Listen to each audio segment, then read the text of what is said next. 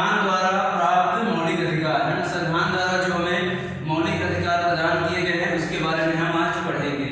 तो मौलिक अधिकारों में पहला अधिकार हमारा आता है समानता का अधिकार। ठीक है, तो सबसे पहले हम आपको मौलिक अधिकारों के बारे में बता देते हैं ना।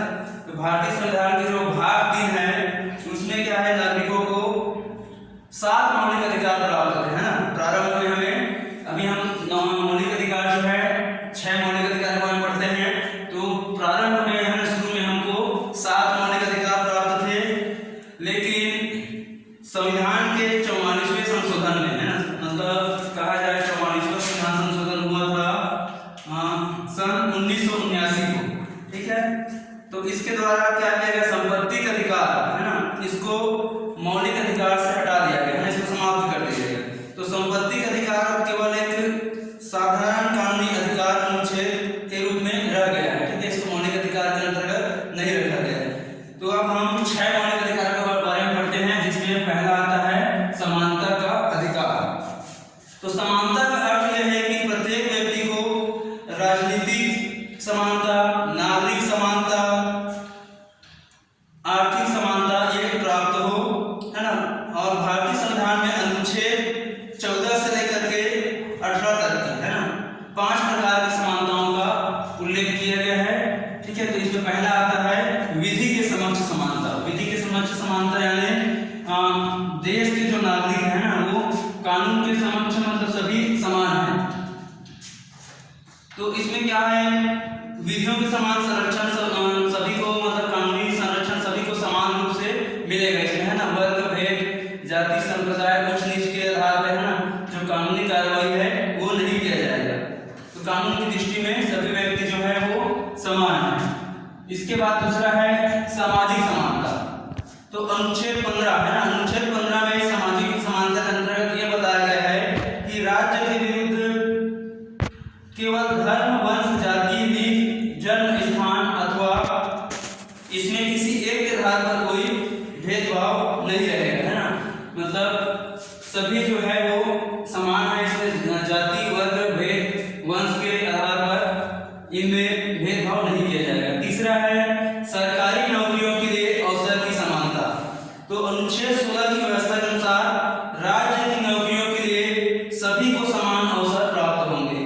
धर्म, वंश, जाति, लिंग या जन्म स्थान के आधार पर इसमें भेदभाव नहीं किया जाएगा, है ना।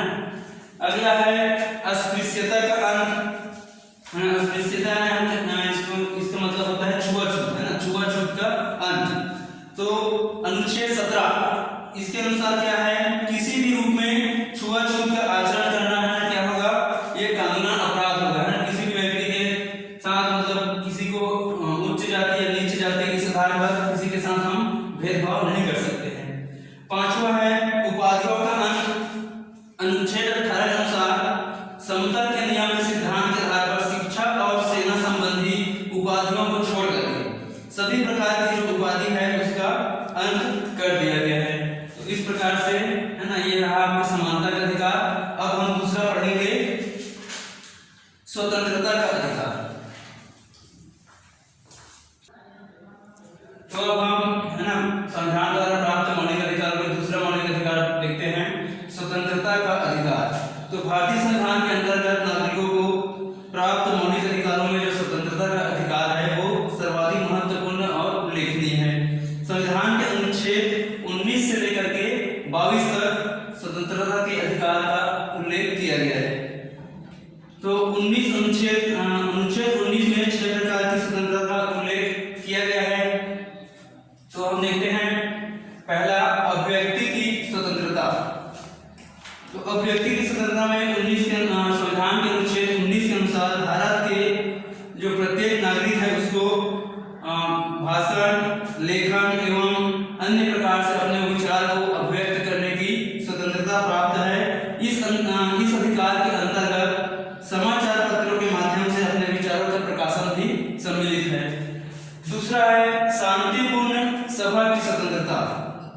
तो अनुच्छेद 19 के अनुसार प्रत्येक नागरिकों को है ना देश के प्रत्येक नागरिक को शांतिपूर्ण ढंग से बिना हथियारों के सभा या सम्मेलन आयोजित करने का अधिकार प्राप्त है। तीसरा है समुदाय और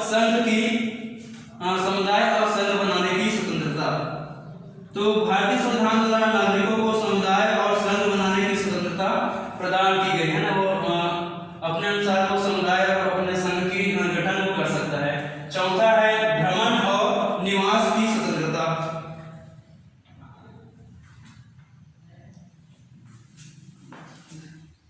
और निवास की स्वतंत्रता, तो भारत के नागरिकों को है ना देश के किसी भी हिस्से में भ्रमण करने की, उनको आने जाने की स्वतंत्रता प्राप्त है ना। इसके लिए उसको किसी प्रकार से रोक टोक नहीं किया जा सकता है, वो देश के किसी भी हिस्से में भ्रमण कर सकते हैं, निवास कर सकते हैं।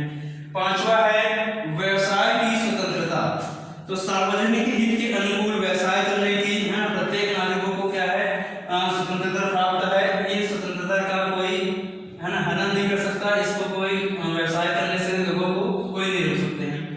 छठवां है जीवन और शरीर रक्षण की स्वतंत्रता, तो इसके अंतर्गत संविधान के अनुच्छेद 21 के अनुसार ना किसी भी व्यक्ति को अपने प्राण अथवा शारीरिक स्वतंत्रता से है ना कानून द्वारा स्थापित प्रक्रिया को छोड़कर किसी भी प्रकार से उसको वंचित नहीं किया जा सकता है। तो प्रत्येक नागरिकों को क्या है अपने जीवन और शरीर के रक्षण करने की स्वतंत्रता प्राप्त है।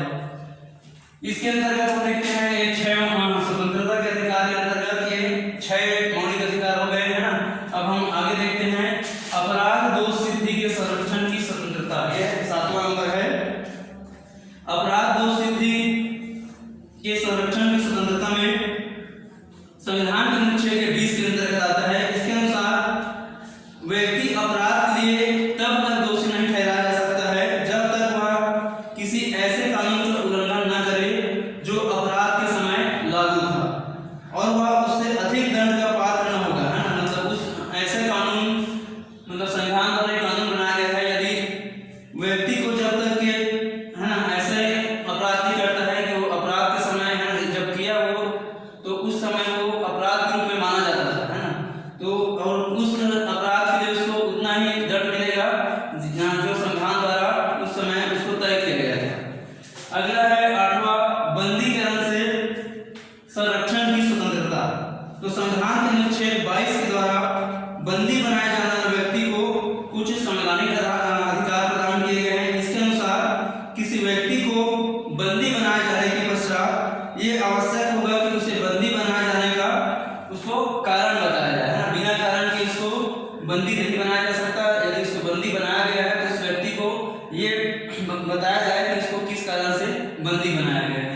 तो ठीक है डियर स्टूडेंट्स, बाकी के मौलिक अधिकार हम नेक्स्ट वीडियो में पढ़ेंगे।